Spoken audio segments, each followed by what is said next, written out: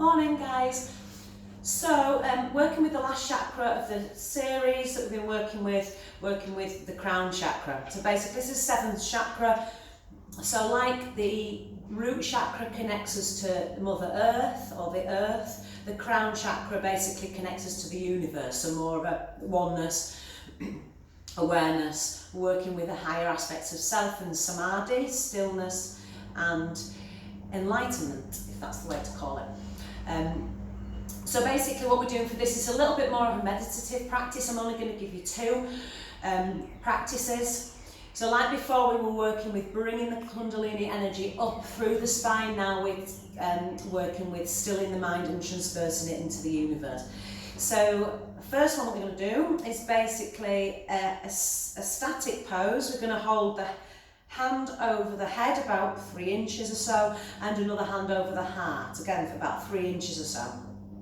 Sitting with a nice straight long spine, and you're breathing in for eventually a full minute of breath. So you're breathing in for 60 seconds. So that obviously takes quite a long time to get used to the depth of the breath. So just do it for as long as you can, and then exhale for as long as you can. And you're imagining like a golden thread of light coming through the crown of the head, purifying the organs and the system, and same as through the heart space. So you're just sitting here like this. If you can do this for 11 minutes, so it's a meditation, you want to do it for a bit longer to start to get into the form of the meditation. And the reason we're focusing on these little things, this little mantra and a visualization and a breath and a hand movement, is because sometimes it's quite challenging to just sit there in meditation, and when you're actually doing something around that, like a mudra or a breath technique or a visualization, it enables you to come a little bit deeper into your mindfulness of your meditation. Okay, so we're here and we're breathing in. That was the shortest breath ever. I'm not obviously short of breath. And then the exhale, as long as you can.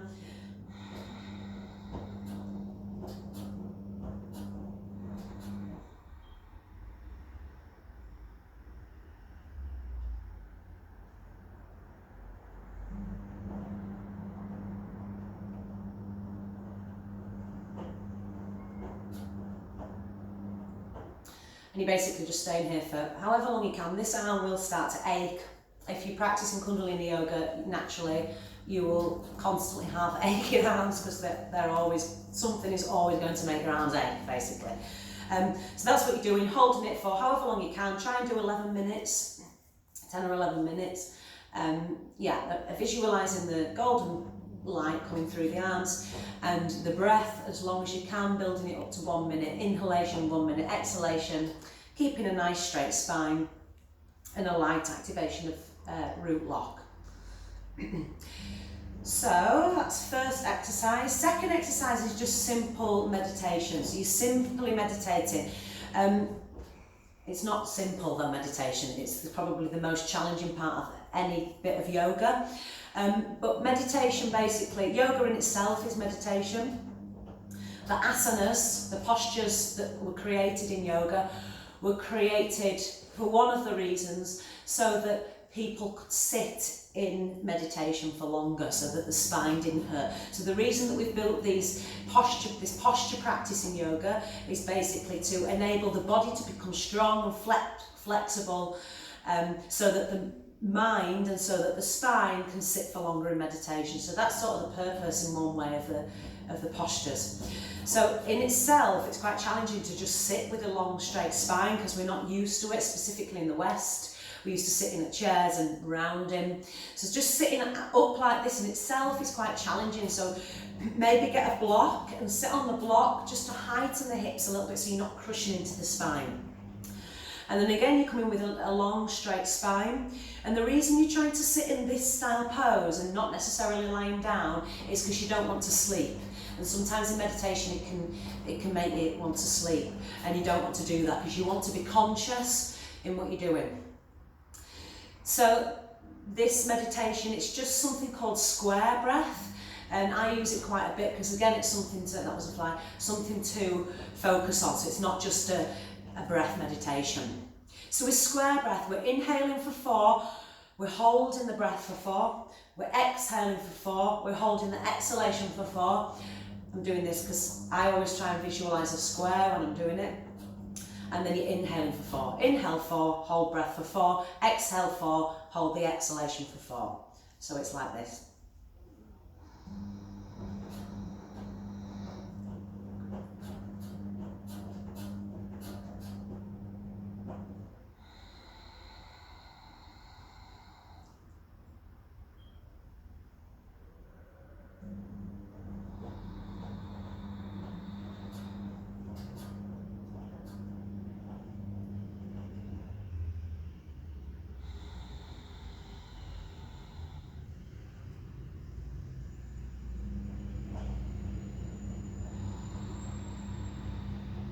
Okay, and you're sort of visualising the square. It's just another little thing to keep your mind still instead of thinking about all that exterior stuff.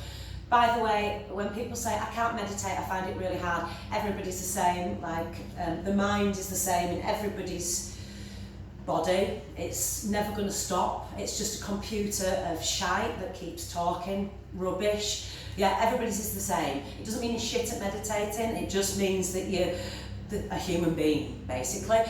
The mind is going to constantly keep coming in like a chimp on your shoulder going, ugh. And the whole point of the meditation is to keep bringing it back to the breath, bringing it back to the mantra, bringing it back. So when you notice that you're thinking about what to have for tea, or when you can get next go to the pub, or all these sorts of things, keep bringing it back to the little mantra, the little breath, or anything like that, okay? So that's just bog standard way of meditating. And eventually you'll start to, that mind fluctuation will become less, and the meditative state will become more, and that just comes with practice. Simple as that.